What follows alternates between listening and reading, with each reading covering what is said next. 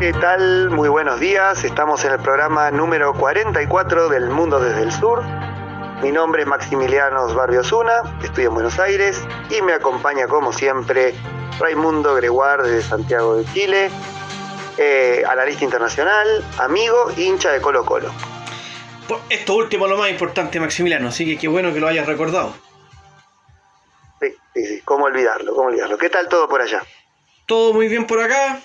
Ya, bueno, como siempre, el segundo programa de la semana es el que más me gusta porque se acerca el fin de semana, así que con mucha alegría y mucha energía iniciando este programa, el número 44. ¿Y cómo está todo por allá?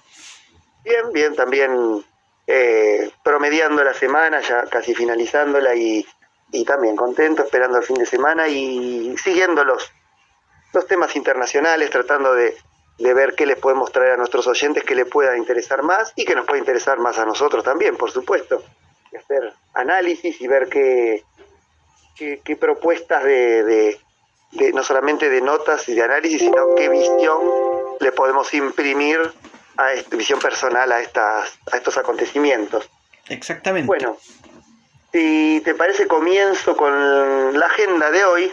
El ¿Sí? presidente mexicano López Obrador inicia una gira por Centroamérica y el Caribe. Empieza en Guatemala porque ahí le hace el traspaso de la presidencia de la Asociación de Estados del Caribe, que la ostentaba México. Y bueno, van a tratar temas migratorios, que es el tema más preocupante en esta zona, el intercambio comercial y la ayuda económica. Así que bueno, un importante viaje de cooperación de países de América Latina y el Caribe. Sí, me parece muy interesante que el gigante de esa zona, ¿no? Es cierto que México está en Norteamérica, pero finalmente está muy ligado a Centroamérica, especialmente a esa zona más en el norte de Centroamérica. Así que me parece muy bien lo que está haciendo López Obrador. Sí, es lo que siempre decimos acá, más cooperación y unidad regional. Exactamente, la unidad regional a nivel macro, América Latina y el Caribe, y a nivel ya micro, en los distintos foros o bloques de integración regionales o subregionales. Hablando de cooperación y cosas así, vamos a hablar sobre algo que están haciendo Israel y Emiratos Árabes Unidos. Ajá. Confirmando que la relación entre estos dos estados sigue afianzándose luego de los acuerdos de Abraham.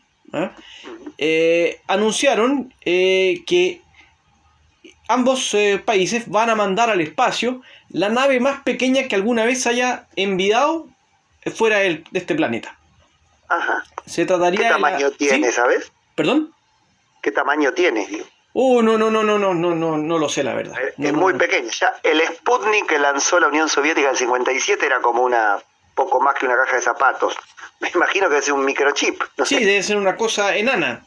Lo que dicen Claro. es que era el más pequeño que alguna vez se ha enviado. Claro. Esto será conocido como la misión espacial Bereshit 2. La otra vez Israel, por su propia cuenta, mandó una misión espacial, pero al momento de aterrizar en la Luna fracasó y terminó desintegrándose. Así que ahora va a sacar este proyecto con Emiratos Árabes Unidos, y dentro de los objetivos científicos de esta misión, uno que me llamó la atención es que quieren ver los horarios precisos de la Luna. Yo quedé un poco colgado con esto porque realmente no, ni siquiera sabía que había horarios allá, pero bueno, quizás uno entiende mal la noticia, pero me pareció llamativo. Hay que investigar porque conozco las fases, pero no los horarios. Sí. Bien.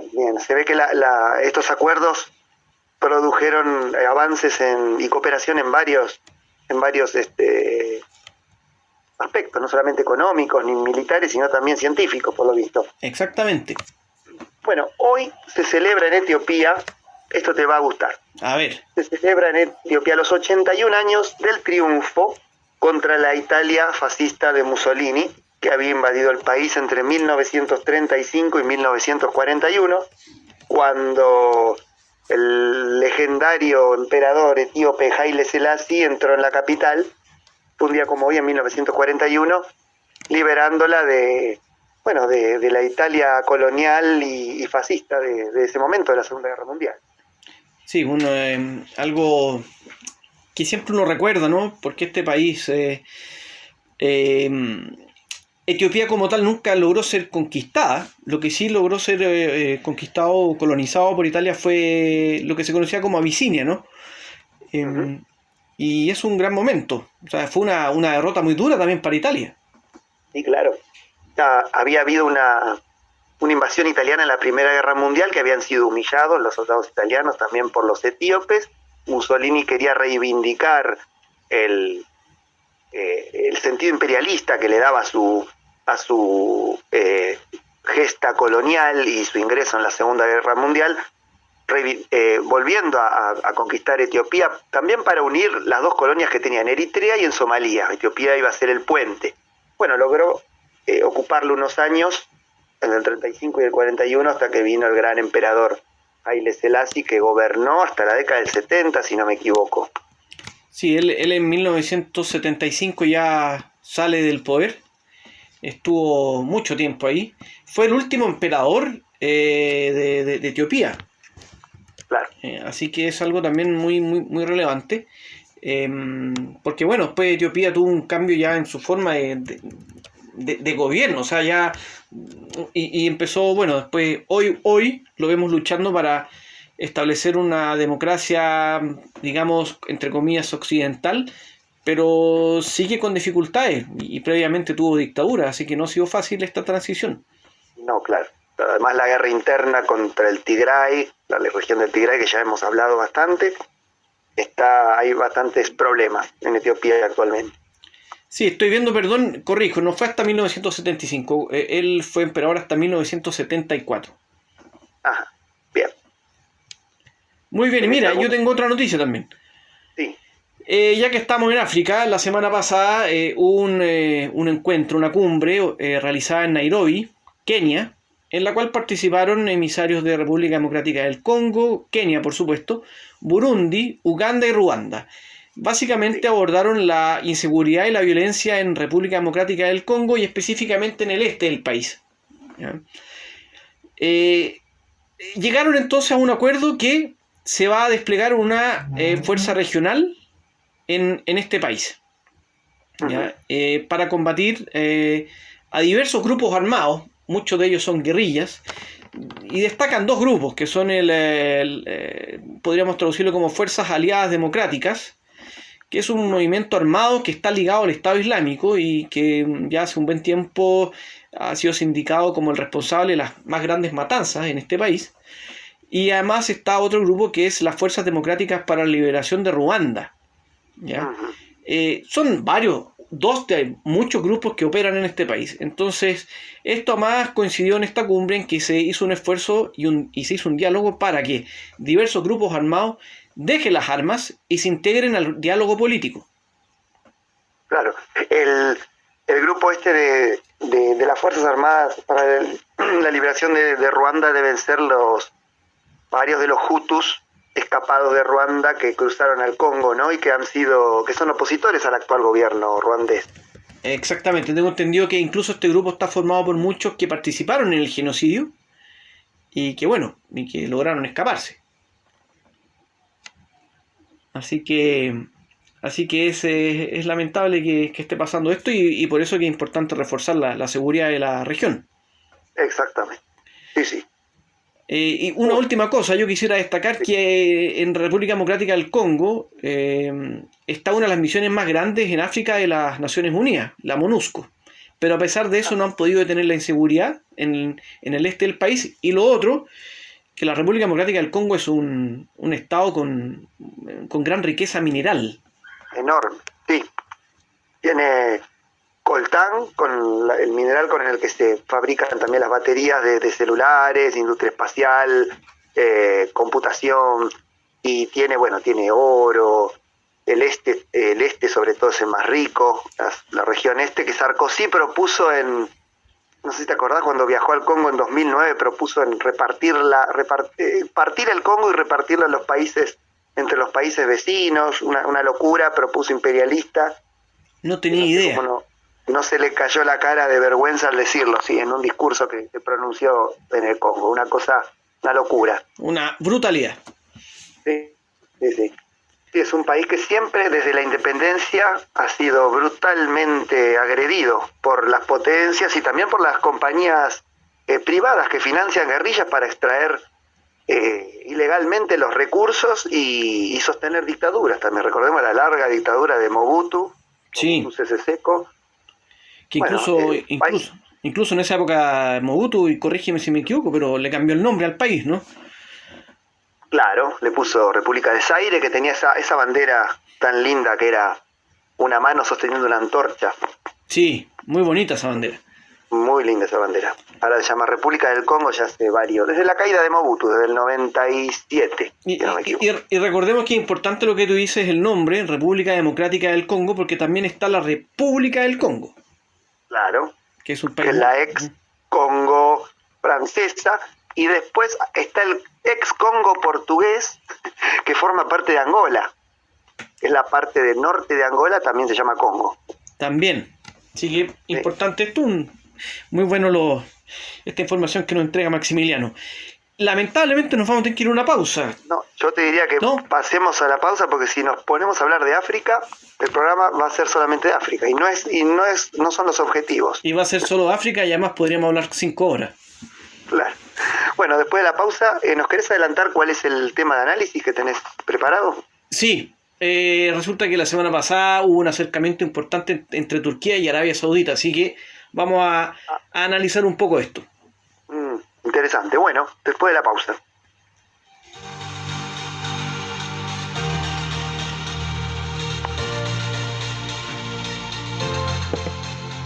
Seguimos en El Mundo desde el Sur, programa 44. Y bueno, se ve que hubo movimientos en Medio Oriente, ¿no? Principalmente Turquía y Arabia Saudita. Contanos, Raimundo, ¿qué sucedió? Así es, el presidente de Turquía, Recep Tayyip Erdogan, visitó la semana pasada Arabia Saudita. No solo fue a la Meca, ¿ya? Recordemos que lo hizo en pleno Ramadán, sino que aquí lo más importante, obviamente, es que fue para retomar las relaciones con Arabia Saudita, recordando que el vínculo entre estos dos estados, me refiero a Turquía y Arabia Saudita, la relación empeoró bastante en 2018, luego que se asesinara al periodista saudita Jamal Khashoggi en el consulado de Arabia Saudita en Istambul. Sí, me acuerdo que también trajo una condena internacional contra Arabia Saudita. Y que hasta el día de hoy nadie ha pagado por este crimen. No, se señala al príncipe Bin Salman como responsable porque era muy crítico de la monarquía saudí. Justamente, ya que tú lo mencionas, es con Mohammed bin Salman que Erdogan se reunió. También se reunió con el padre, el rey Salmán. Pero todos dicen que el que está moviendo los hilos en el último tiempo en Arabia Saudita es Mohammed bin Salman, ¿ya? Sí. Bueno, lo principal es que ambos anunciaron que que finaliza la crisis y que van a retomar las relaciones. Quieren tener una nueva era en sus vínculos diplomáticos basada en la cooperación en finanzas, seguridad y en muchos otros temas en la medida que sea posible. Tenemos que recordar que en los últimos años estos dos países ya venían enfrentados por la disputa que hubo al interior del mundo árabe. Alguien dirá, bueno, pero si Turquía no es árabe, ¿por qué está involucrado en la disputa del mundo árabe? Bueno, básicamente porque Qatar, ¿no?, se vio enfrentado a Emiratos Árabes Unidos y a Arabia Saudita, y entonces Turquía se convirtió en un gran aliado de Qatar. Claro. Pero además, varias de las protestas de las revueltas árabes, ¿no?, de la primavera árabe, fueron promovidas también por Turquía. Y en un momento, me refiero a hace 10 años atrás, en el cual Erdogan era visto como un modelo a seguir por parte de la juventud en el mundo árabe. Claro, por eso los hermanos musulmanes en Egipto que tomaron el poder tenían muy buenas relaciones con Erdogan, y también distintos grupos opositores en Siria. La influencia es muy grande en el mundo árabe de Turquía. Exactamente. Y bueno, resulta que ya hace algunos meses la pugna Qatar-Turquía contra Emiratos Árabes Unidos y Arabia Saudita se ha ido diluyendo, ya han acordado, acercamientos y la cosa va mejorando. Así que no extraña que en ese contexto Turquía y Arabia Saudita también hayan dado un paso adelante y decidan acercarse nuevamente. Claro, porque recordemos que estuvo aislado bastante tiempo Qatar en el mundo árabe. Sí. Llegó a tejer puentes con Irán, acercarse a Irán y, bueno, por supuesto Turquía lo ayudó también. Exactamente, y además hay que recordar que Turquía, Arabia Saudita, Emiratos Árabes Unidos, Qatar, ¿no? Se han enfrentado, por ejemplo, en Libia, en el Cuerno de África, especialmente en países como Somalia o incluso Sudán, y ahora último incluso ya en menor medida en el Sahel, y por supuesto en el Mediterráneo Oriental. Entonces me parece que es positivo que se produzca este acercamiento en la medida que esta nueva era, como lo llamó Erdogan, traiga beneficios para la población de estos países, pero también de los países cercanos. Aquí hago un guiño a lo que pasa entre Palestina e Israel. Claro. También me parece que esto, además del contexto que hablamos recién, de ese contexto, también tiene que ver con cosas que están pasando hoy, como la guerra entre Rusia y Ucrania, los acuerdos de Abraham, ¿no? Y yo creo que esto también, y lo otro, la profunda crisis económica que está viviendo Turquía. Entonces creo que estos tres aspectos también explican este acercamiento. Ajá. Por ejemplo, que en el caso de la guerra de Rusia y Ucrania, bueno, Turquía es parte de la OTAN, pero también está siendo de mediador entre ambos países, ¿no? Pero digamos, específicamente eso que, no sé si pensás hablar de eso, pero ¿qué relevancia tiene el acercamiento a Arabia Saudita? O también en el tema que decías recién de los acuerdos de Abraham, porque ninguno de los dos países, o sea, Arabia Saudita no entró en esos acuerdos con Israel. Bueno, ya que terminaste hablando de los acuerdos de Abraham, voy a irme por eso. Es cierto lo que tú dices, ninguno ha firmado acuerdos con Palestina e Israel, pero Turquía anunció hace poco, ninguno firmó el acuerdo de Abraham, pero Turquía, por ejemplo, hace poco anunció que quiere mejorar su relación con Israel, y también todos sabemos que aunque Emiratos Árabes Unidos es el que oficialmente, al igual que Bahrein, se acercó a Israel y que firmó el acuerdo de Abraham, todos sabemos que finalmente el que está moviendo todo esto es Arabia Saudita. Claro. Investigadores explican este fenómeno, bueno, y explican que en el fondo Arabia Saudita por ahora quiere estar como con un bajo perfil, ¿ya? Pero en el fondo Arabia Saudita, ¿sí? No, no acuerda directamente, pero países aliados a Arabia Saudita sí acuerdan con Israel, y creo que hay negociaciones digamos, privadas, secretas, no hay negociaciones oficiales, ¿no? O sea, es más, en términos concretos, si Arabia Saudita no estuviese a favor de esto, jamás hubiese permitido que Bahrein hubiese firmado el acuerdo de Abraham. Claro. Recordemos que, ya no me acuerdo cuál fue el año, pero fue cuando empezaron las convulsiones en los países árabes. Algo que pasó desapercibido fue cuando Arabia Saudita mandó tropas, creo que incluso tanques, a Bahrein para reprimir a las manifestaciones. Claro, 2011, que en realidad la mayoría de los habitantes de Bahrein son de tendencia de credo chiita. Claro. Y la monarquía, Jalifa creo que se llama de apellido, es sunita. Exactamente. Y querían terminar con esa monarquía, tanto sunitas y chiitas se unieron y entonces mandó soldados a Arabia Saudita para aplastar a los manifestantes. Sí, 2011 fue. Sí, y recordemos que en otros programas, por ejemplo, analizamos lo del corredor que está promoviendo India, que pasaría por Medio Oriente, llegaría hasta Grecia. Bueno, hay un tren que pasaría por Emiratos Árabes Unidos, por Jordania, creo que por Arabia Saudita. Entonces, Arabia Saudita está involucrada en todo esto, ¿ya? Claro, sobre el tema de Rusia y Ucrania, yo creo que tiene que ver con la incertidumbre que hay sobre el asunto energético. Claro. Arabia Saudita es parte de la OPEP, ¿no? Los países exportadores de petróleo, Turquía no. Turquía no, pero Turquía es una zona de paso de gas y petróleo. Sí. Es verdad. Entonces creo que está todo conectado. Y la crisis económica de Turquía con una inflación récord. Entonces llega un momento en que, lo hemos visto en la política en general, en todos los países, el pragmatismo supera los principios políticos y lo que necesita Turquía es recursos, y para eso qué mejor que buscar dinero en los aliados del Golfo. Claro. Sí, y además el restablecimiento, la mejora de relaciones con Israel también entra ahí en lo que vos decías de los acuerdos de Abraham, que por detrás, por las sombras está Arabia Saudita. Turquía también está mejorando las relaciones con Israel, así que es coherente esos movimientos diplomáticos y lo que decide del corredor que también explicaste en otro programa, involucra a ambos países y entonces intentan consolidar su alianza. Sí, yo creo que se está empezando a imponer en esta zona, en Medio Oriente,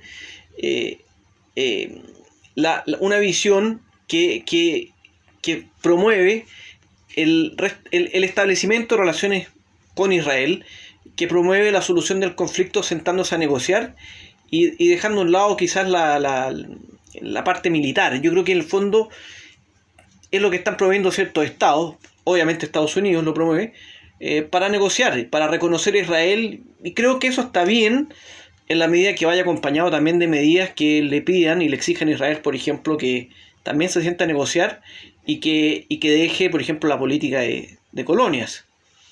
Claro. Y por último recordar que Arabia Saudita y Turquía son dos potencias emergentes en Medio Oriente, que están llenando el vacío que dejaron, entre otros, Irak, Egipto y Siria, que fueron las históricas potencias de la zona, y ya hace varios años hemos visto que países como Arabia Saudita, Emiratos Árabes Unidos, Israel, Turquía e Irán han empezado a emerger acá y son realmente los que van generando la agenda diplomática de esta zona. Claro, es verdad. ¿Pensás que Egipto cayó demasiado su influencia?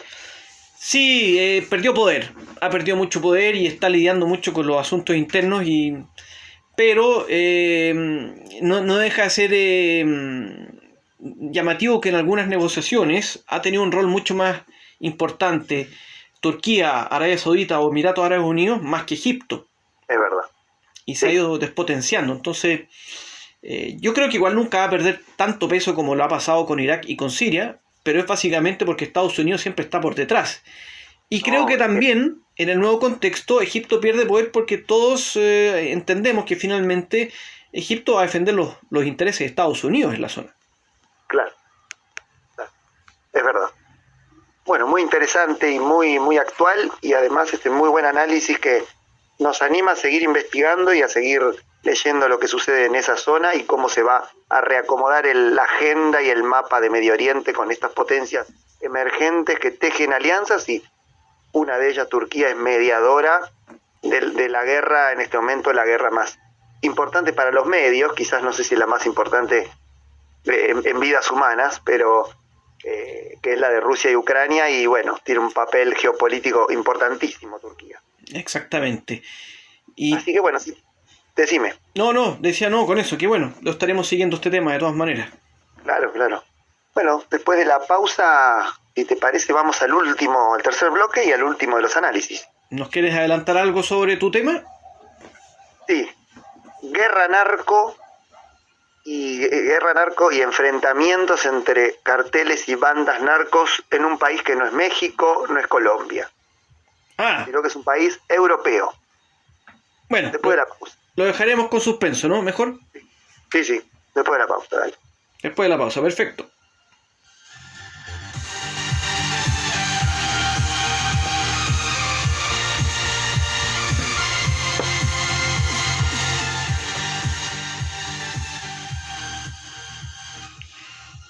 Bueno, estamos de regreso ya con este último bloque y como nos decía Maximiliano, vamos a hablar, o más bien él va a presentar un tema interesante.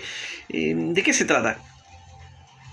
Bueno, uno está acostumbrado a ver en México, en Colombia, en varios países latinoamericanos el avance del narcotráfico, de las bandas que se enfrentan no solamente a las policías locales. En Brasil lo hemos visto, en Ecuador ahora hay 3 provincias en emergencia por la lucha narco. Cadáveres decapitados encontrados en autos. Esto ha sido muy común en los últimos años en México, pero ahora esto mismo está sucediendo en Holanda, mejor dicho, Países Bajos. Países Bajos, es lo que nos han dicho, ¿no? Holanda no, parece que ya murió esa expresión y son los Países Bajos. Perdona que te interrumpa, pero ¿por qué es esto? Bueno, el cambio de nombre, ¿me decís? ¿O lo Sí, de la... el cambio de nombre, para que la gente lo entienda. Claro, porque Holanda parece que es una zona representa una zona y no al país entero, no representa al Estado. El Estado es Países Bajos y Holanda es una pequeña zona o una... No sé si es una provincia realmente, no sé, es una región de los Países Bajos. Sí, exactamente. Es una región, perdón, en el oeste, me parece. No sé si el oeste o el este, que está dividido a su vez en Holanda del Norte y Holanda del Sur, pero como tú lo dijiste, claro, el nombre del país no es Holanda, sino que Países Bajos. Claro, bueno, a mí me cuesta decirle Países Bajos, pero lo voy a intentar.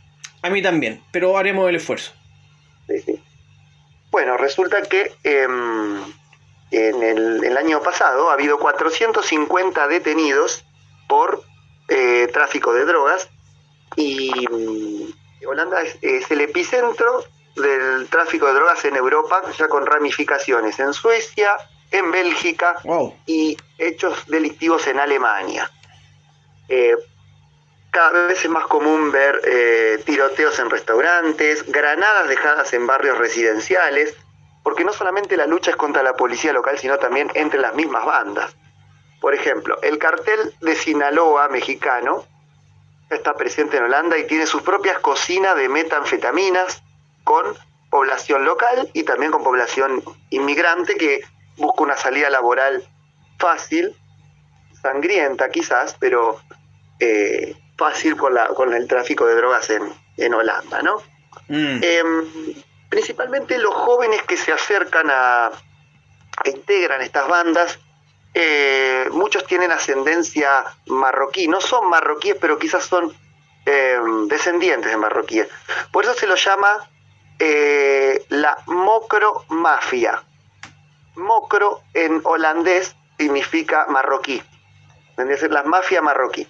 Si bien no son todos marroquíes, hay muchos holandeses, o son marroquíes son holandeses de origen marroquí, pero también hay holandeses nativos, hay mexicanos, como dije, y tienen vínculos con la mafia italiana, con bandas delictivas españolas, así que está bastante ramificado por Europa, pero el epicentro es en Holanda.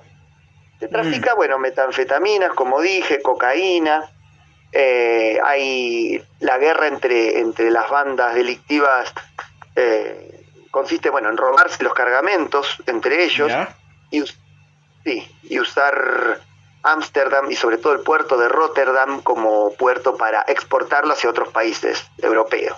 Una pregunta, ¿estamos hablando de qué droga? ¿Es heroína? ¿Qué es hashish? No. ¿Cocaína? Hashish, seguro, metanfetaminas que se cocina ahí, no se trae de afuera, y cocaína con el exceso de producción que hay en Sudamérica. Creo que leía el otro día que estaban en producción récord los países productores sudamericanos y ingresa a Holanda con traficantes sudamericanos, también con los carteles mexicanos y luego las bandas locales de Holanda se encarga de distribuirlas en Holanda mismo y en el resto de Europa, ¿no? Ahora, esto llega a Holanda o Países Bajos, uno se pregunta desde dónde llega. Por alguna parte de Europa deberá pasar eso. Sí, la ruta no la tengo clara. Sé que el puerto de Rotterdam es el puerto de entrada y de salida. De entrada a Holanda y de salida hacia otros, la distribución hacia otros países de Europa. Perfecto. Otro puerto que se usa mucho es el de Amberes, en Bélgica, que también ahí ingresa bastante droga. Y lo curioso y lo trágico es que se reclutan muchos niños y adolescentes, hasta niños de 11 años se han encontrado participando en este tráfico de drogas, que les pagan entre 1.000 y 3.000 euros por cada kilo de cocaína que saquen a través del puerto de Rotterdam, burlando a las autoridades, no sé si de qué manera, ¿no? Quizás con algún soborno, no lo sé. Sé que también existe una corrupción y lavado de dinero que está afectando a las instituciones y a todas las esferas de poder en Holanda, y esto está preocupando bastante a la sociedad holandesa y a Europa, ¿no? Bueno, uno de los... yo hablé de cadáveres decapitados, Nabil Amsiev era un jefe narco que en 2016 su cuerpo apareció decapitado en un auto. Eso fue como el símbolo de la lucha narco, que ya debo decir que empezó hace 10 años. En los últimos años fue cobrando mayor violencia, porque sucedió como en México, en este sentido. Cuando el Estado intenta directamente atacar a los grupos narcos, se ramifica, y si además a eso se le agrega las luchas entre las distintas agrupaciones, bueno, la violencia se generaliza y se reclutan menores, y bueno, se corrompen jueces, policías, gobernadores, autoridades de todo tipo. Las instituciones empiezan a pudrirse con el poder del narco, ¿no?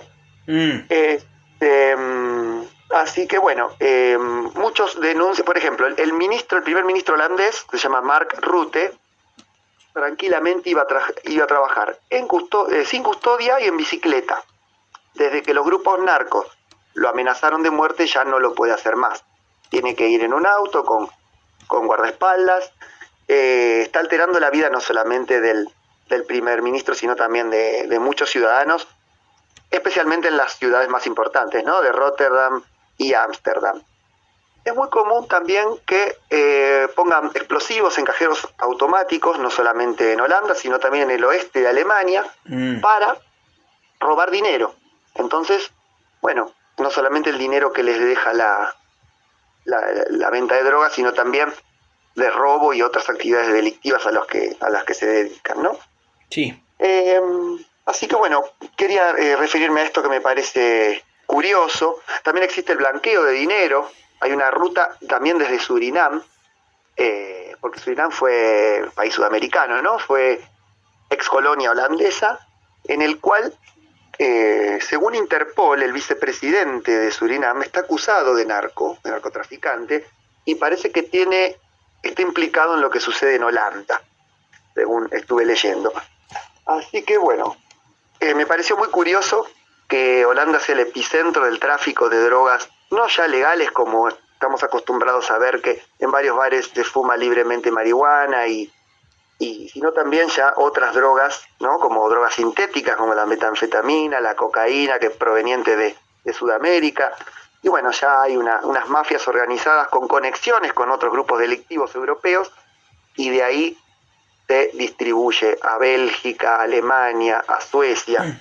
Digamos, ya se está comenzando a ramificar, y esto es lo que preocupa a la sociedad holandesa, porque además del aumento de consumo, que eso es preocupante, sino también lo que aumenta es la corrupción, cómo se alteran las instituciones, la violencia. Bueno, la violencia y las esferas de poder también se van contaminando con este tipo de mafia. Y me parece que es muy interesante el tema que has analizado, porque cuando hablamos de tráfico, de narcotráfico, se suele apuntar a África, a América Latina. Claro. Y resulta que dos cosas. Uno, esta droga que efectivamente sale de América Latina y de África, llega muchas veces a Europa. Y lo segundo, que ya lo estás comentando tú, o sea, que ya son redes europeas. O sea, más allá que en este caso haya ciudadanos holandeses de origen marroquí, por ejemplo, como tú mencionabas, lo concreto es que son ciudadanos europeos, holandeses, alemanes, que sé yo, españoles, que están involucrados. Claro. Entonces es parecido a lo que ocurre con el hashish que va de Marruecos a Europa. Muchas veces se apunta a Marruecos, con justa razón, porque el hashish viene de Marruecos, pero los que muchas veces ingresan el hashish son europeos. Claro. Y los que lo consumen son europeos. Entonces es bueno un poco para no para lavar la imagen de América Latina, por ejemplo, porque acá tú mencionabas lo de México, Colombia es una realidad. En Chile, mi país, el narcotráfico ha ido ganando cada vez más poder. Pero para mencionar que en otras partes del mundo, en el primer mundo, en el mundo desarrollado, próspero, también ocurre esto. Seguro. Sí. Por eso me interesó hablar especialmente de eso, porque en Holanda es muy evidente, pero por ejemplo, en Suecia, que pasa algo similar, el gobierno no informa, lo mantiene por lo bajo. La estrategia es esa. No sé si la estrategia de Holanda en el futuro va a ser también barrer el tema bajo de la alfombra, como hace en Suecia, pero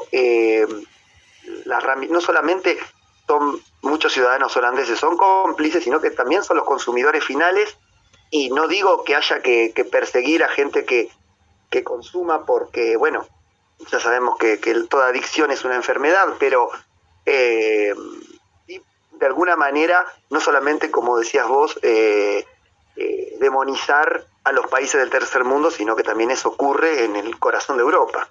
Claro, abordar el fenómeno desde una mirada más amplia. Exactamente. Tema muy interesante, Maximiliano, realmente. Claro que lamentablemente creo que nos tienes una mala noticia ahora. Sí. El programa ha llegado a su fin. Algunos dirán, bien, qué suerte, por fin. Pero yo creo que la mayoría lo lamenta, entre ellos nosotros. Sí, una mala noticia, pero bueno, todo lo bueno llega a su fin y este programa, el número 44, también ha terminado. Bien, bueno, suscríbanse, como siempre les decimos, al canal de YouTube El Mundo desde el Sur para que les avise cuando subimos un programa nuevo, y también para rever o chequear programas antiguos en los que hemos tratado ya innumerables temas en tantos programas. Exactamente, ya estamos en el número 44, pasa el tiempo volando. Yo te deseo estamos a jueves, es cierto, pero te adelanto un excelente fin de semana, y lo mismo para todas las personas que nos están escuchando. Bueno, muchas gracias a los oyentes por seguirnos, por difundir el programa y por hacer comentarios como suelen hacer. Y bueno, nos veremos el lunes que viene en el próximo programa. Exactamente, nos veremos el lunes, Maximiliano. Bien, saludos y hasta pronto.